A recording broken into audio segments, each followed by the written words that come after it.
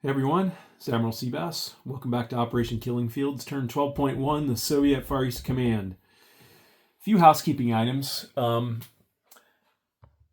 Ozark had covered the fact that Captain G spent 5 on an amphibious assault ship and placed it here, and they actually cost 6. So Captain G decided he would just take the 5 IPP back and save it for turn 12.2.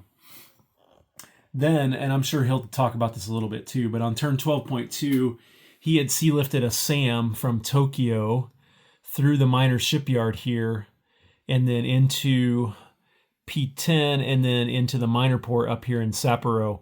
Well, that minor shipyard there had 5 damage on it, and you can't sea lift through a damaged naval facility. So he just decided, hey, I just found, save 5 IPP from trying to spend it on the amphibious assault ship, so I'll just use it to pay off that damage, and so my SAM could still move up to Sapporo. So that's what we did.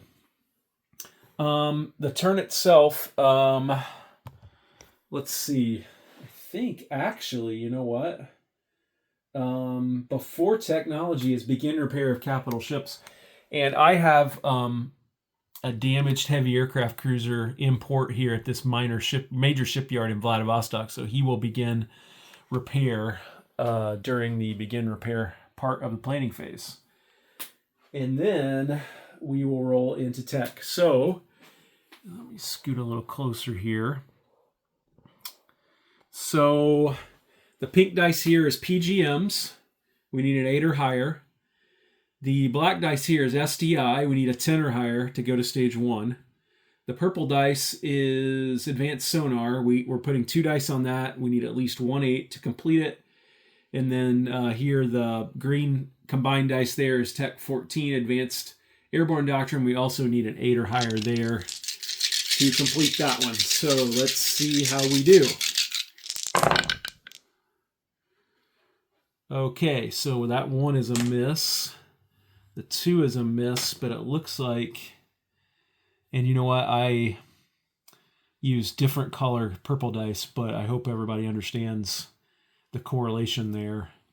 So we did complete advanced sonar, and we also did complete advanced airborne doctrine. So that is good. I will admit, my tech luck has been pretty good this game, definitely. So their advanced airborne is complete. That means our airborne now attack and I think defend at +1, and I can launch an additional airborne from all air bases. And then with advanced sonar complete, that's good for multiple reasons. My frigates can now conduct subdetection and pairing, and I get another defense dice in a strategic nuclear exchange. And I think my subs can now stop other subs that are moving through their zone. So anyway, that's good. I'll take it. 36 IPP to spend this turn. So for military aid, for 1, with the arms sales discount, I will give another SAM to Vietnam. 3 cruise missiles and 1 each of the anti-ship missile types that we're using. And then for 8, another advanced air superiority fighter. For 6, an artillery. For 4, an airborne. For 8, 2 more mechs. For 2, a paramilitary. For 2, with Red Fleet discount, a frigate. And for 5, since I have advanced manufacturing complete, I can, for 5 IPP in 1 turn, can build a minor airbase, which I will be doing. Okay, combat movement. Just a few this turn. A few repeats, if you will. So down here in South Vietnam, at that naval air station, I have a naval attack bomber. You will once again go 1-2 and take another run at the airborne in Sumatra.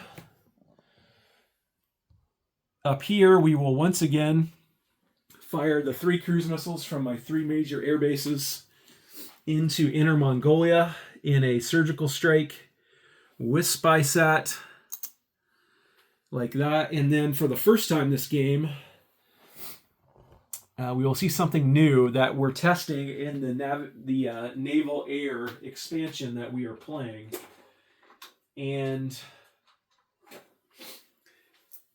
my Tu-22M here has something called Sea Lift Interdiction, which we are testing. So he's going to move into central Manchuria, and there's no, I mean, I suppose I could move a million escorts in with him if anybody could scramble, but nobody can. He's going to place 2 sea lift interdiction markers. He can place 2 sea lift interdiction markers up to 2 zones away. And so he will place them both there in P16, like that. This is a combat move. Again, it is possible to scramble against it and try to intercept it, but I've carefully chosen central Manchuria as my launch point to avoid that. And then we do have some rules for how these can potentially be cleared from P16 by the Chinese or the Pacific Command. But if they are not cleared, that will block not only all sea lift, but any and all delivery of military aid as well. And we're just testing this, which is why we don't have markers. So I'm just using these blockade markers upside down as my sea lift interdiction markers. Okay. So I think that's it for combat. So let's go ahead and do the surgical strike here. Again, no spy sat. So I need a 4 or less in order to try to destroy that airborne infantry. And that's a 6, so that's failed 3 times in a row now. So then we will do, in Inner Mongolia, the Chinese SAM gets 3 AMD dice at 4 or less. That's 1 hit. So I'll just use these 2 and roll 2 at 5, looking for 5s or less. That's a 3 and that's a 7. And I do have target select with the spy sat, so I will take the artillery as the casualty. Okay. And get rid of the spy sat and the other chips there as well. Okay, so let's roll into non-combat movement. So let's stay up there.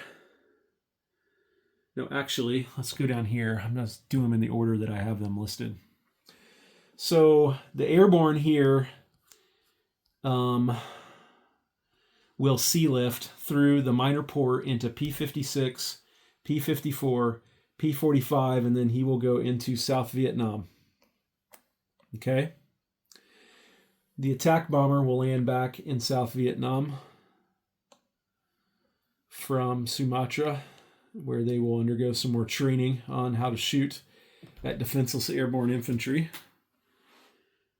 And then the Su-25 that is in Jakarta at the minor airbase will air redeploy all the way up here to Vladivostok.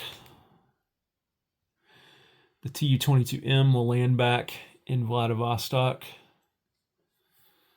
All right. The 3 mechs that are here in Vladivostok will move 1 central Manchuria, 2 southern Manchuria.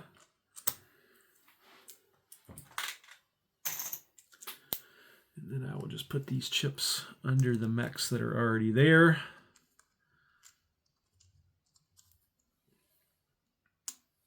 All right. And then I've got 2 attack helicopters in Vladivostok who will move over to central Manchuria. I've got a fighter that is in Vladivostok that will move over to southern Manchuria, or central Manchuria, my fault. All right, what else do we have here?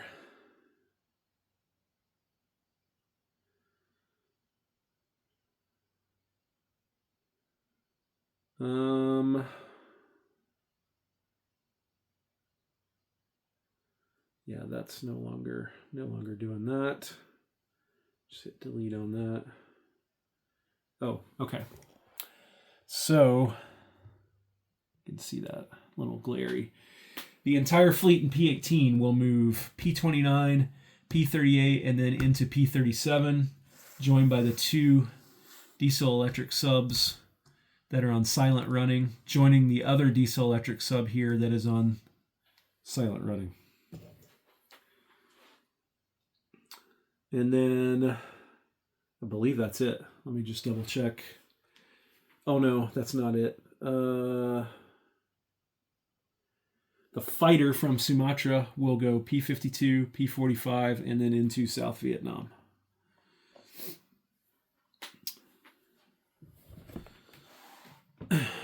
And I believe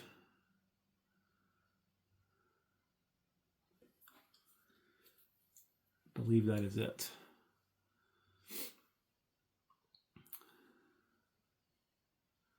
Yes, let me just double check. Yep, that's it. So let's move into the end of turn phase. First thing we'll do is complete repair of the heavy aircraft cruiser by just simply removing that damage marker, and he will stay in port there. Then let's place units. Okay, so the SAM as military aid will just go all the way here down the coast and go into the minor port there and go into South Vietnam. Okay. The minor airbase that I built will be built in Central Manchuria. The paramilitary will be built, I'm grabbing a chip, in Southern Manchuria.